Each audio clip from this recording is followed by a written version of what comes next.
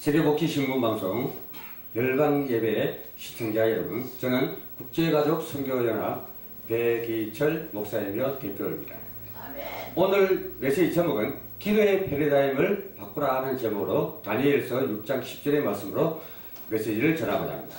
다니엘이 조세에 왕의 도장이 찍힌 것을 알고도 자기 집에 돌아가서는 윗방에 올라가 예루살렘을 향한 창문을 열고 전에 하던 대로 하루 3번씩 무릎을 꿇고 기도하며 그의 하나님께 감사하였더라 했습니다. 패러다임이란 뭐냐? 쉬운 말로 얘기하면 굳어진 생각이나 틀을 말하고 있습니다. 여러분 기도에 대해서 어떤 생각을 가지고 있습니까? 그 생각이 바로 패러다임입니다. 기도를 거의 안 하는 패러다임을 가진 분도 있습니다. 교회는 다니고 하나님을 믿는다고 말합니다. 그런데 기도는 안 합니다. 안 하는 것이 아니라 못하고 있는 것입니다. 기도에 대한 믿음과 확신이 없기 때문입니다. 기도 못하는 성도도 자신의 능력을 더 믿습니다. 하나님보다는 자신의 판단을 더 의지하고 자신의 실력만 믿고 살아왔기 때문에 기도하지 않는 패러다임을 가지고 있는 것입니다. 기도를 하지 않는 사람은 자신을 전능자로 알고 살아갑니다. 이것은 착각입니다. 자신이 책임을 지면 된다고 말합니다. 그러나 하나님만이 할 수 있는 일이 바로 기도의 능력입니다. 기도는 피조물로 돌아가는 것입니다. 우리에게는 창조주 하나님이 꼭 필요합니다. 그분이 지금 살아서 역사하시기 때문에 우리는 그분을 만나야 된다는 것입니다. 기도를 대강하는 패러다임을 가진 분도 있습니다. 이분들은 기도를 하긴 합니다. 그런데 대충 합니다. 깊이가 없습니다. 그냥 머리로 스쳐가는 기도입니다. 아무런 의미도 없고 응답도 없는 기도입니다. 국가, 교회에 어른다는 성도들을 위한 기도를 하라 하면 어쩔 수 없이 기도를 하긴 하는데 대강합니다. 간절함이 없습니다. 마치 불경하다가 얼음 당하는 사람을 보면 이 정도 기도입니다. 기도는 바로 우리가 집중하는 것입니다. 한 가지 기도 제목을 두고 집중하여 부딪혀서야 합니다. 마음과 뜻과 정성은 물론이요 믿음으로 구하는 것이 바로 기도입니다. 대강하는 기도는 아무런 능력이 없는 기도임을 명심하시길 바랍니다. 기도는 철저히 하는 패러다임을 가진 성도들도 있습니다. 안타깝게도 많은 수의 그리스도인은 아니라고 생각합니다. 그러나 분명히 하나님의 능력을 누리고 사는 그리스도인도 많이 있습니다. 조용히 기도하며 일어나 빛을 발하는 성도들도 있습니다. 사람들을 의지하지 않고 하나님을 바라보며 하나님의 뜻이 이루어지기를 소원하는 그리스도인들이 있습니다. 연약해 보이지만 결코 연약하지 않는 자들입니다. 미련해 보이지만 결코 미련하지 않습니다. 사람들은 세상 사람들이 모르는 힘을 가지고 사는 몇 안 되는 그리스도인 중에 한 사람입니다. 하나님은 늘 기도를 철저히 하는 패러다임을 가진 성도들이라 되라고 하십니다. 더욱 기도하는 일에 힘쓰라고 말씀하고 있습니다. 그럼 우리는 이제부터 어떤 기도의 패러다임을 가져야 할까요? 시간을 따라 기도의 패러다임을 가져가야 합니다. 여기서 중요한 것은 기도 시간입니다. 시간을 정해놓고 해야 됩니다. 머릿속에 기도 시간이 강하게 입력되어 있어야 합니다. 기도할 제목이 있든지 없든지 기도해야 할 시간이 있어야 됩니다.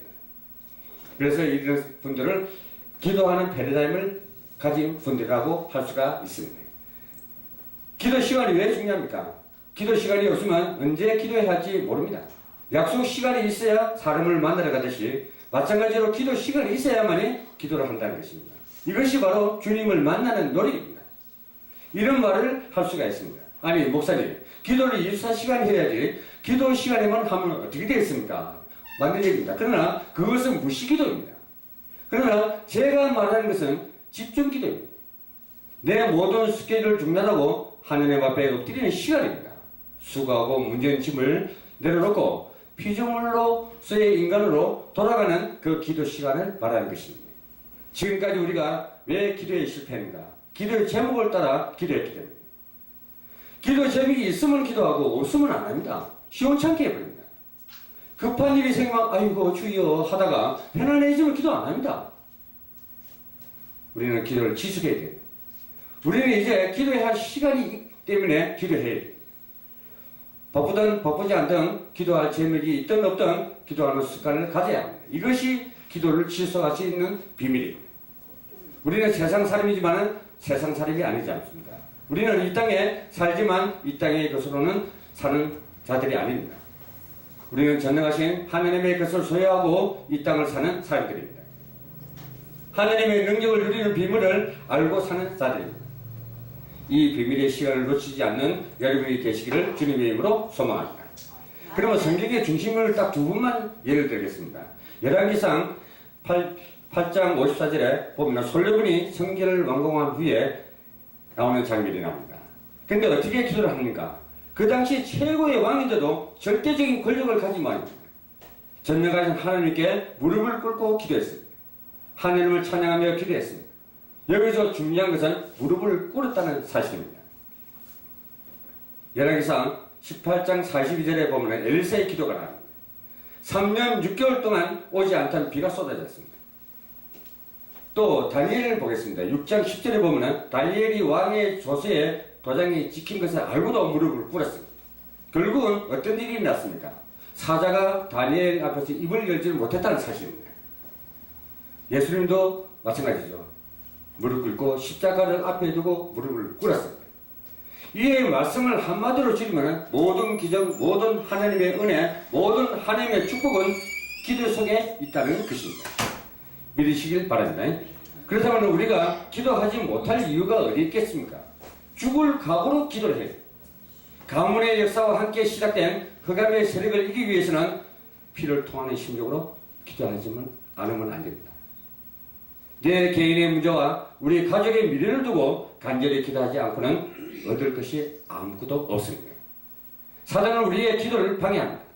기도하지 못하도록 온갖 수단과 방법을 다 동원하고 이때 우리는 무릎을 꿇어야 합니다. 전능하신 하나님 앞에 무릎을 꿇고 기도를 해야만 흑암 저주의 색들을 꺾을 수가 있는 것입니다. 이것이 내가 사는 길이요, 우리 후대가 사는 길입니다. 교회가 사는 길이요, 정막한 교회는 죽은 교회. 교회의 문은 항상 열려 있어야 되고 교인들의 발걸음이 오고 가는 교회, 사람들의 기도 소리가 들리는 교회, 낙심한 자들이 교회에 와서 기도함으로 힘을 얻는 교회로 만들어야 해요. 오순절 성령의 역사는 아무데나 일어난 응답이 아닙니다. 기도하는 자에게만 나타나는 응답입니다. 하나님이 주시는 응답도 없는데 체험하라고 하니 불건전한 신비주의에 빠져야 되겠습니다. 하나님이 주시는 응답이 없는데 체험하라고 하니 귀신이 들립니다. 우리는 사도의 가르침을 받고 서로 교제하고 떡을 떼며 오로지 기도를 힘쓴 초대교회 일처럼 은혜의 말씀을 붙잡고 사실적으로 기도하는 기도의 사람이 되어야 하는 것입니다. 우리도 이제 주의 전을 사모하며 교회에서 모여 기도하는 패러다임을 가져야 할 때가 된 것입니다. 기도 시간을 정하여 무릎을 꿇는 패러다임을 가져야 하고 간절히 기도하는 패러다임을 가져야 할 것입니다. 그리고 교회에 와서 기도하는 패러다임을 가져야 됩니다. 일하러 갔다가 직장에 갔다가 오매 감에 들려서 기도의 소리가 끊기지 않는 교회로 만들어야 될 것입니다. 하나님은 여러분의 기도의 사람이 되기를 원하고 계십니다. 전능자로 살아가지 말고 피조물로 살아가기를 원하십니다. 하나님의 전능하심이 기도하는 여러분 개인의 삶에 나타나기를 주님의 이름으로 소망합니다. 감사합니다.